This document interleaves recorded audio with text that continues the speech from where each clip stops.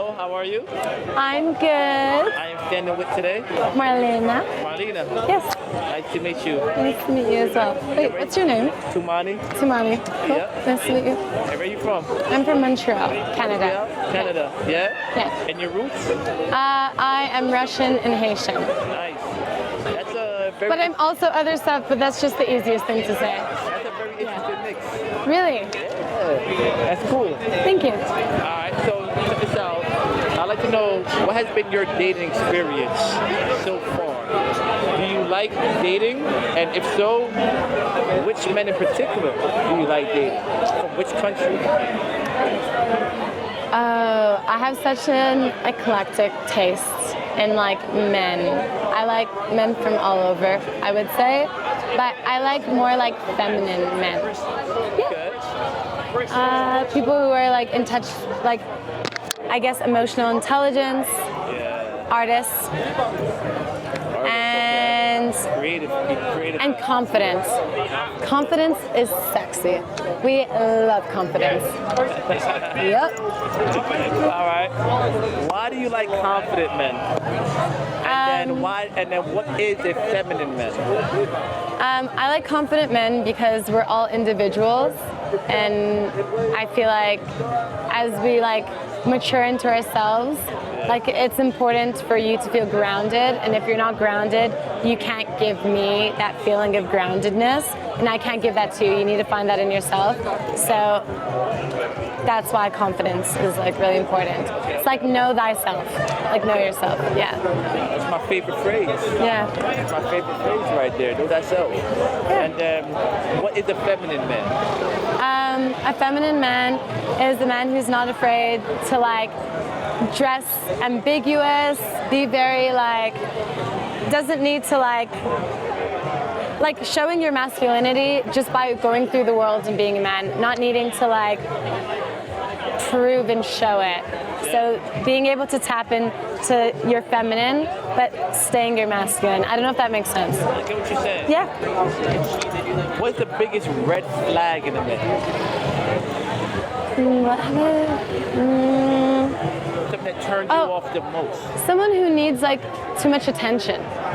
Yeah, it's like you're always searching for validation. That means you're not good with yourself, which means there's just going to be issues because you're going to be searching for it in everybody else but yourself and then your partner.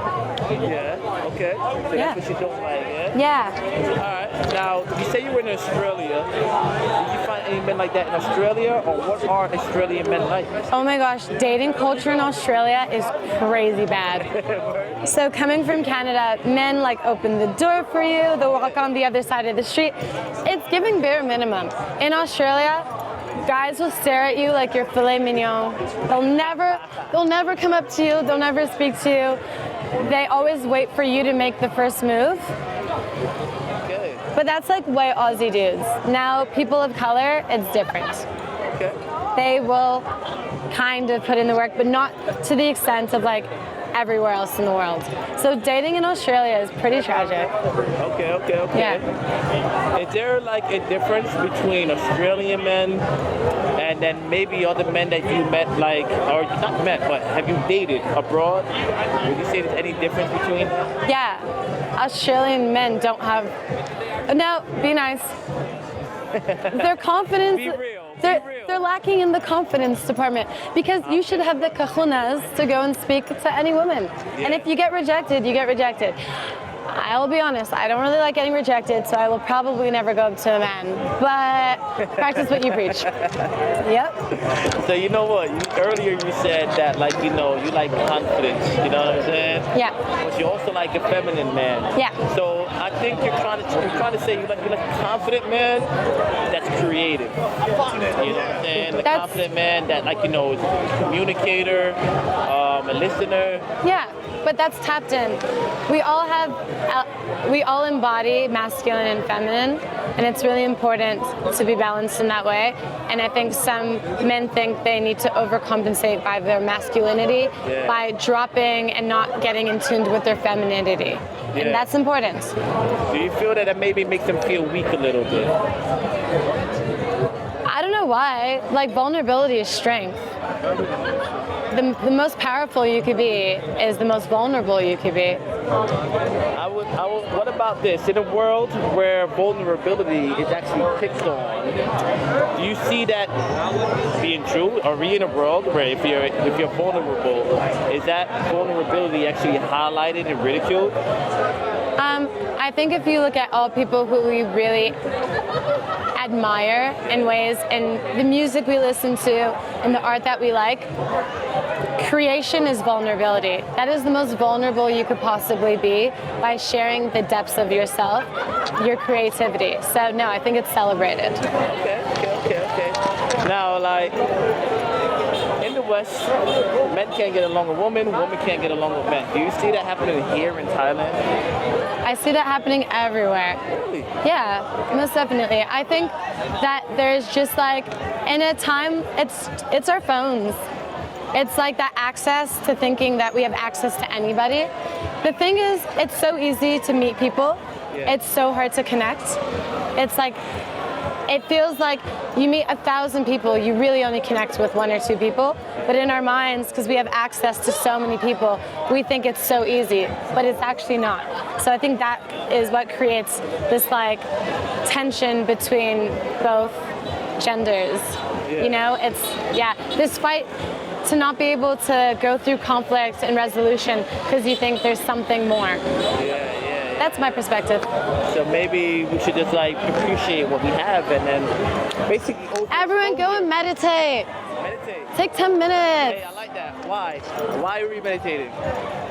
You're meditating because you're tapping into you and realizing that the stories, we tell ourselves stories. We're constantly telling ourselves stories. When we're really able to like look at these stories and feel, what is the word I'm looking for?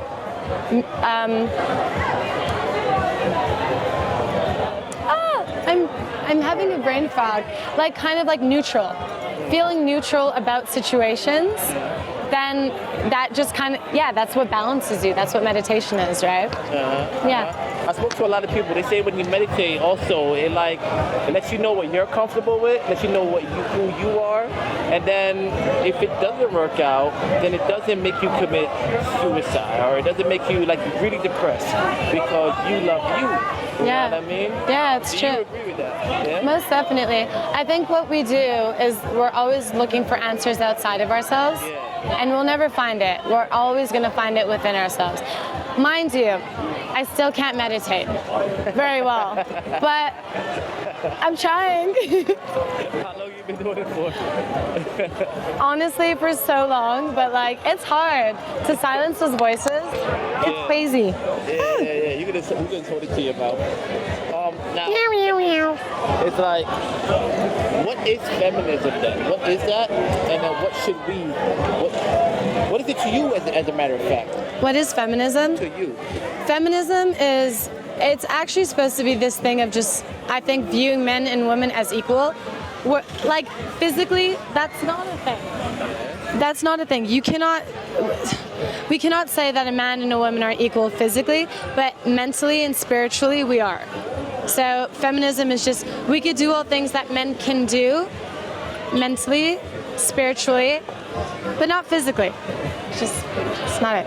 Okay, so you feel like there's a balance then? You feel like, there are particular roles for women and particular roles for men, and if we balance both roles, then we could create whatever we want to create.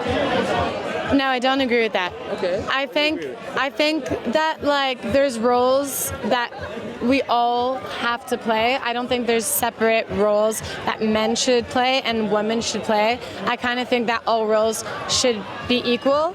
Like it's like this, I don't know, this balance of like, it used to be the man used to like make all the money, the woman would stay home, take care of the kids, cook and all that. But then you had a household where you were making one income, meaning you were only being able to live fruitfully through that one person. That creates this like, this weird like tension, I believe. Whereas like the woman feels like she only can do certain things, or the man feels like he can only do certain things, or it puts them in a box. It puts them in a box. But now women work, men work. Now there's more fruitful. Life is more fruitful because of that.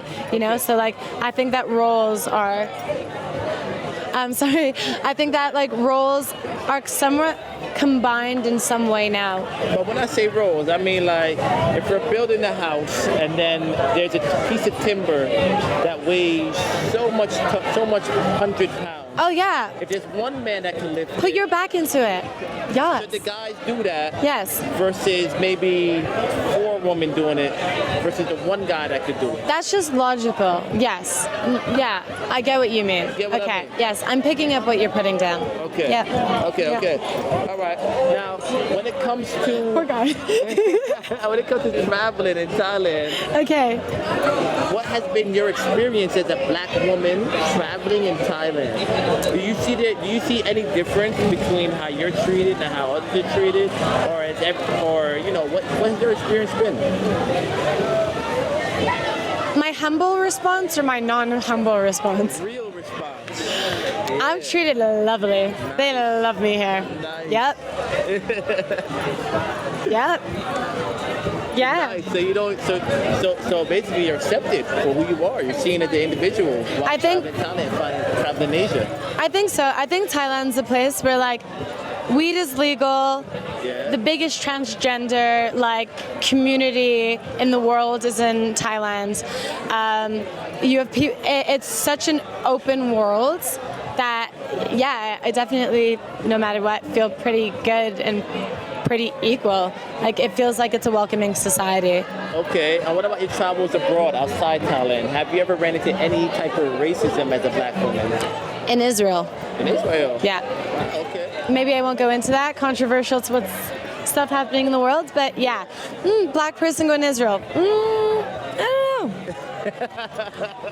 There's a lot of black people living in Israel, but they're not treated the best. So I don't know. Yeah. Actually, a lot of black scholars they actually talk about like the black people in Israel, and yeah, you know they. Like you said, we're not gonna get into that, but Yeah. you know, I know what you're talking about. Yep.